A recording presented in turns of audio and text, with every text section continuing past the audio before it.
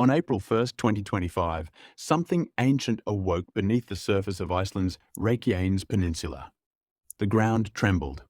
A long fissure tore open the earth just outside the town of Grindavik.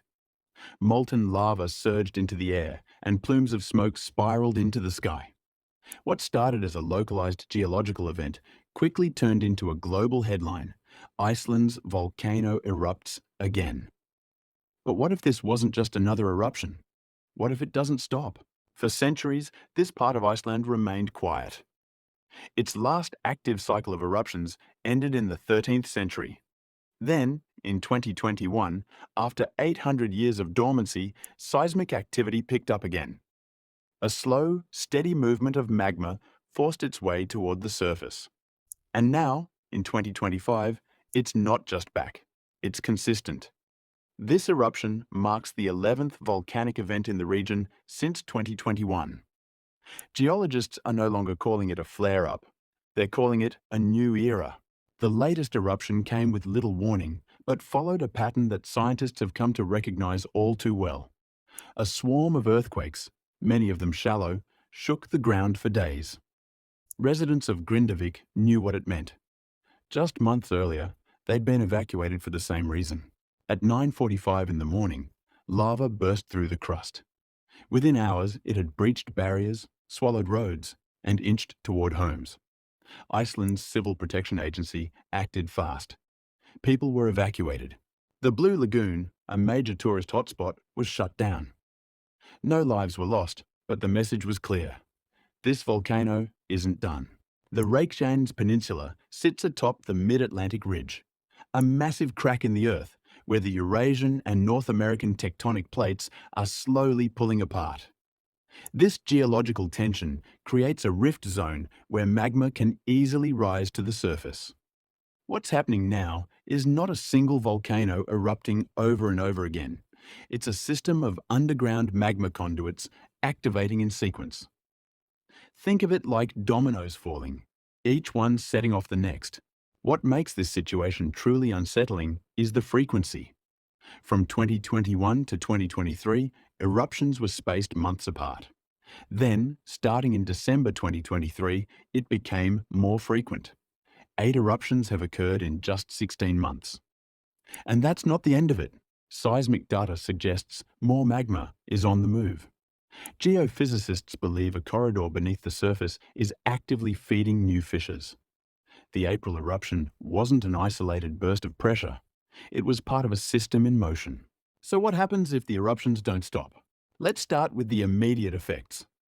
Grindavik, once a quiet fishing town of 3,000 people, has now been evacuated multiple times.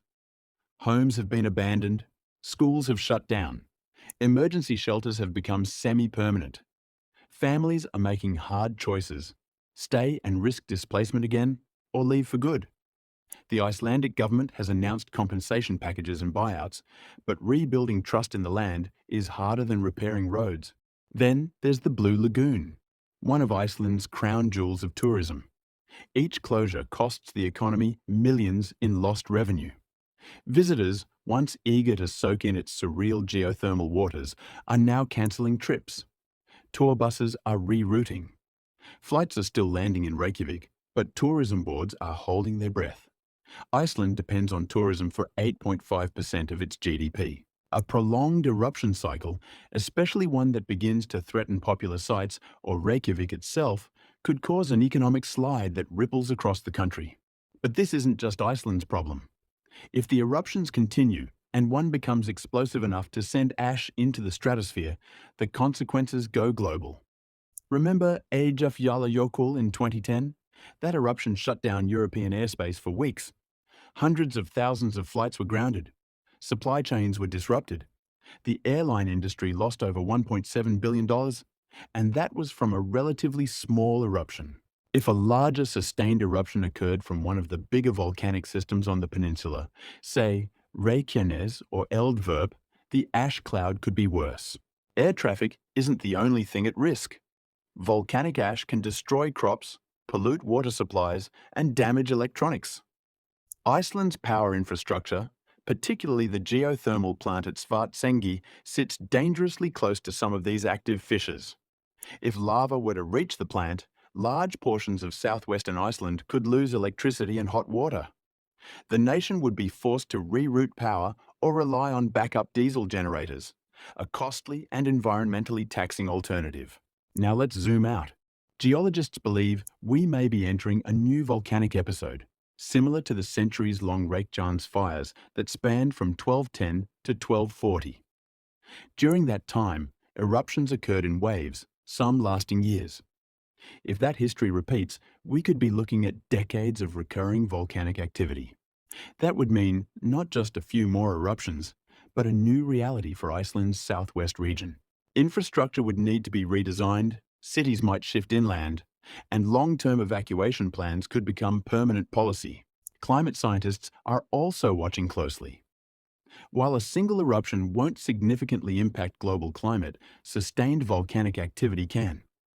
Volcanic aerosols like sulfur dioxide reflect sunlight and cool the atmosphere. The Tambora eruption in 1815 triggered the year without a summer, leading to global crop failures. If the current Icelandic eruptions scale up in volume and intensity, we could see measurable dips in global temperature, especially across the northern hemisphere. That would affect agriculture, energy consumption, and weather patterns worldwide. What's eerie about this is how quietly it's unfolding. Unlike a massive earthquake or a single catastrophic blast, these eruptions creep in waves. One fissure opens, then another, then a bigger one. The land splits open while people try to live their lives.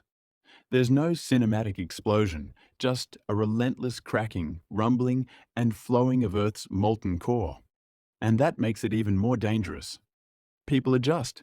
They get used to it, until the day one eruption moves faster or spreads wider than expected. And it's not just lava. Scientists are now investigating the possibility of gas accumulation beneath the surface, carbon dioxide and sulfur dioxide building up in underground pockets. If released suddenly, these gases can suffocate livestock, contaminate water, and even endanger humans. Iceland has dealt with this before, but not at the scale some experts are predicting if the system continues its upward trend. The psychological toll is also mounting. Residents live in a constant state of limbo. Children are growing up with evacuation drills as a regular part of school life. Families sleep with packed bags by the door. Farmers are tending land that may not be there tomorrow. The government is facing a dilemma. How much do you invest in rebuilding versus relocating? And for how long can you treat a region like it's temporary before admitting it may no longer be habitable? But even in the face of this uncertainty, Iceland is doing what it's always done, adapting. Volcanologists are deploying new AI-powered sensors to detect early changes in magma movement. Emergency services are running simulations. The Icelandic people, resilient as ever, are staying informed, staying prepared, and refusing to panic. They've lived with fire and ice for centuries, and this time will be no different. So what if the volcano doesn't stop erupting? Then we adapt. We rethink cities, redesign infrastructure, develop new warning systems, and reevaluate how we interact with nature. Because in the end, the Earth always moves. The only real question is, how ready are we when it does? If you found this breakdown helpful and eye-opening, drop a like, subscribe for more global deep dives, and let us know in the comments, would you stay and rebuild, or leave it all behind?